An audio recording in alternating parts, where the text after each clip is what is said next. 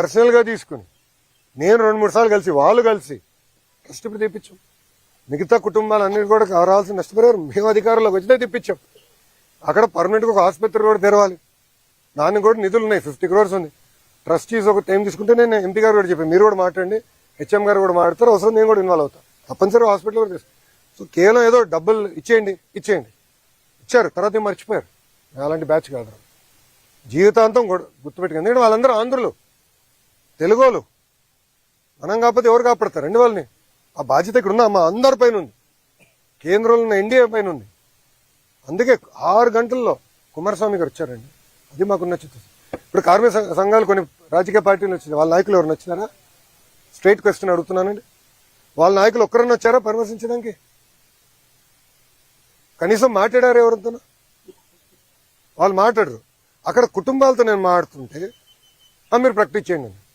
కుటుంబాలతో నేను మాట్లాడుతున్నాను. నేను చెప్పాల్సిన కుటుంబాలకు చెప్తా. నేను కుటుంబాలకు చెప్పా. వాళ్ళు ఎవరు నన్నేవాడు, వాళ్ళు మళ్ళీ కలుస్తాను కూడా నేను చెప్పా. అది మాకు ఇప్పుడు లోపల కూడా కార్మికులు ఒక ఆయన దూరం నుంచి అరుస్తున్నాడు. నేను ఎందుకు అరుస్తున్నా, దగ్గర రా, ఇంపట్లేదు స్వామి దగ్గర అని తీసుకుని మేము మాట్లాడాం. మా పోలీస్ సోదరు కంగారు పడితే చెప్పిన, ఎందుకు మీకు కంగారు, పక్కరండి, అందరిని కలిసి వెళ్తామని చెప్పి కలిసిన. సో ఆ చిత్తశుద్ధి ఎన్డీఏ ప్రభుత్వానికి ఉంది. కుటుంబాలను ఆదుకునే బాధ్యత మేము తీసుకుంటాం. మళ్ళీ విశాఖ ఉక్కుకి పూర్వ వైభవం తీసుకొచ్చే బాధ్యత కూడా మా పైన ఉంది, మేము చేస్తాం. ఓకేనా అమ్మా?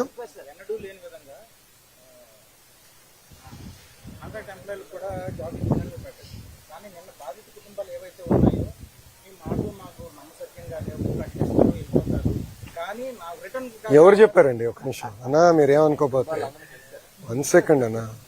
ఐఎమ్ సారీ కానీ హాఫ్ నాలెడ్జ్తో మనం ఆడకూడదు, కంప్లీట్ నాలెడ్జ్తో లెట్ us డిస్కస్. ఓకే, ఈరోజు ఎవరు వచ్చారండి ఇక్కడికి? ప్రతిపక్ష ఇది టీమ్ 11 క్యాప్టెన్ వచ్చాడా? అడుగుతున్నా, టీమ్ 11 క్యాప్టెన్ వచ్చాడు ఇక్కడికి? లేదు కదా. కుమారస్వామి గారు 6 గంటలు ఎందుకు వచ్చాడు, ఆయన ఎందుకు ప్రకటించాడు? 25 లక్షలు ఈరోజు రాత్రి కుటుంబాల అకౌంట్లో మేము వేస్తామని చెప్పాం. 9 రోజుల తర్వాత తిప్పి నన్ను అడుగు, అప్పుడు నేను సమాధానం చెప్పగలుగుతా. కానీ మీరే కావాలని అపోహలు సృష్టించి, కార్మిక సంఘ నాయకులు అపోహలు సృష్టించి, కరెక్ట్ కాదు. I'm sorry to say. మేము కాపాడాం ప్లాంట్, స్టీల్ ప్లాంట్, మాకున్న చిత్తశుద్ధి మేము కాపాడాం. నాకు ఇప్పుడు కూడా ఫోటో ఉంది. మేడం గారు, నిర్మలా సీతారామన్ గారు కూర్చుని ఉంటారు, బాబు గారు ఉంటారు, పైన క్లాక్ ఉంటుంది. పొద్దున 12 గంటల 15 నిమిషాలు జరుగుతున్న మీటింగ్. రాత్రి ఫోటో అయితేనా రాత్రి 2 వరకు మీటింగ్ జరిగింది. ఫోటోలో 12:15 అంటే డేట్ మారింది. ఇప్పుడు మేడం గారికి అవసరం అది? నిర్మలా సీతారామన్ గారికి అవసరమా అంతవరకు ఉండి మనతో చర్చించి ఇంత ప్యాకేజ్ ఇవ్వాల్సిన అవసరం మేడం గారికి లేదు అని మనకి చిత్తశుద్ధి. అందుకే మనం చెప్పింది మరో ముఖ్యమంత్రి గారికి అనుకున్న అనుభవంతో ఆయన చెప్తే అక్కడ వింటారు. ఎస్, బాబు గారు చెప్తున్నారంటే చాలా సీరియస్ చెప్తున్నారు. అది పరిణామాలు తీసుకుని ఆయన అనౌన్స్ చేశారు. సో నేను చేయకపోతే తిప్పినాను అడగండి, చేస్తానని చెప్పిన తర్వాత తిప్పి అసలు 24 గంటలు కూడా లోపలే మీరు ఇట్లా మాడితే ఎట్లా? So we are in full commitment.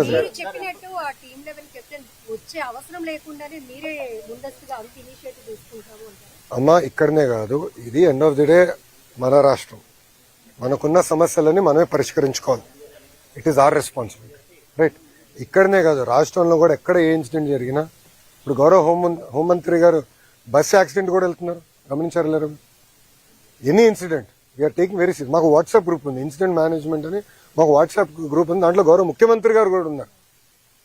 ఇది అడగండి, నిన్న జరిగిన 4 గంటల 45 నిమిషాలకి మేము అందరూ అలర్ట్ అయ్యాం, అందరూ మాడుకున్నాం. మళ్ళీ ఎంపీ గారితో మాట్లాడా, ఎమ్మెల్యే గారితో మాట్లాడా, గణబాబు గారితో మాట్లాడా, హెచ్ఎం గారు ఇమీడియట్గా స్పందించారు. ఇట్స్ రెస్పాన్సిబిలిటీ అమ్మా. మేమేదో టీమ్ 11 క్యాప్టెన్ సమాధానం చెప్తున్నాం మేము లేము ఇక్కడ. తెలుగులకి కోసం, ఆంధ్రుల కోసం సమాధానం చెప్పాలి. మా బాధ్యత ఇది. 164 స్థానాలు గెలిపించిన తర్వాత మేము పరదాలు కట్టుకుని తిరగట్లేదు ఎవరు. పాప కార్మికుడు ఎక్కడి నుంచో దూరం నుంచి అరుస్తుంటే నేను ఎందుకు అరుస్తున్నానా? దగ్గర రా, అడిగి దగ్గర వచ్చాడు, మేము కూర్చున్నాం, మాట్లాడుకున్నాం. నేను మందే భయ్, మన ప్లాంట్, మన రాష్ట్రం, మన సమస్యలు మనమే పరిష్కరించుకోవాలి. అంతేగాని మీరు కాబట్టి నేను నాకేదో కొంచెం బీపీ పెరిగితే ఏం సాధిస్తాం? బీపీ వస్తుంది అంతే, సమస్యలు పరిష్కారం అవ్వు కదా.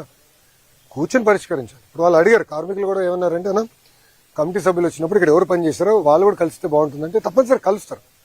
ఎందుకంటే అక్కడ ఏం జరిగింది, ఎలా జరిగింది వాళ్ళు కూడా వివరంగా తీసుకుంటారు. కమిటీ ఈరోజు సాయంత్రం వస్తారు, ఉంటారు ఎక్స్పర్ట్స్. నేను స్టీల్లో మాస్టర్స్ చేయలేదు కదా, నాకు ఐడియా లేదు. ఓకేమ్మా?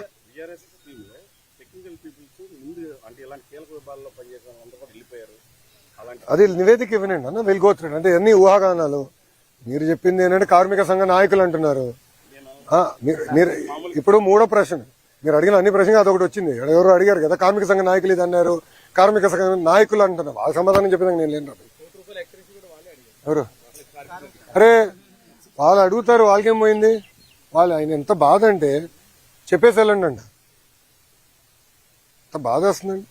దానికన్నా ఎక్కువ వస్తుంది కొంత కుటుంబాలకి నేను అనుకుంటే చెప్పేసి మీరు వెళ్ళిపోండి. అదే మరి ఇంకో నాయకుడు ఎంత బాధ అండి. మీరు తెరిపించారు కనుక జరిగిందంట. 15,000 కోట్ల రూపాయలు ప్యాకేజ్ ఇచ్చి మేము తెరిపిస్తే మళ్ళీ నష్టాల్లో ఉన్న ప్లాన్ని తిరిగి తెరిపిస్తే బ్యాక్లాగ్ జీతాలన్నీ కూడా చెల్లించి అన్ని స్ట్రీమ్ లైన్ చేసి ఇంకా నెల నెల పర్ఫెక్ట్ గా అన్ని స్ట్రీమ్ లైన్ చేసే పరిస్థితికి వచ్చి సంఘటన జరిగింది. బాధాకరం, దాంట్లో ఎలాంటి డౌట్ లేదు. కానీ ఇంకోసారి జరగకుండా చూసుకోవాల్సిన బాధ్యత ముందు. ఈ విషయాన్ని ఒప్పుకొని పూర్వ వైభవం తీసుకొచ్చే బాధ్యత మా పైన 100% అది మేము చేస్తాం. ఓకేనా? థ్యాంక్ యూ అన్న, ఉంటానన్నా. జై Hind. Thank you. 90 days 90 days day to time గుర్తుపెట్టుకో. 90 days చేసి చూపిస్తాం మేము. థ్యాంక్ యూ నాన్న. అన్న మీరు నాకు టార్గెట్ పెంచదు, ఆయన చెప్తున్నా 90 days చేసి చూపిస్తాం. 90 days మేము చేసి చూపిస్తాం. నేనే ఫస్ట్ నుంచి 90 days చెప్పినా కదా. వాళ్ళు కొంచెం కంగారు పెడుతున్నాడు. నేను చెప్పా నువ్వు చెప్పిన తర్వాత వెనకాడ ఇది కూడా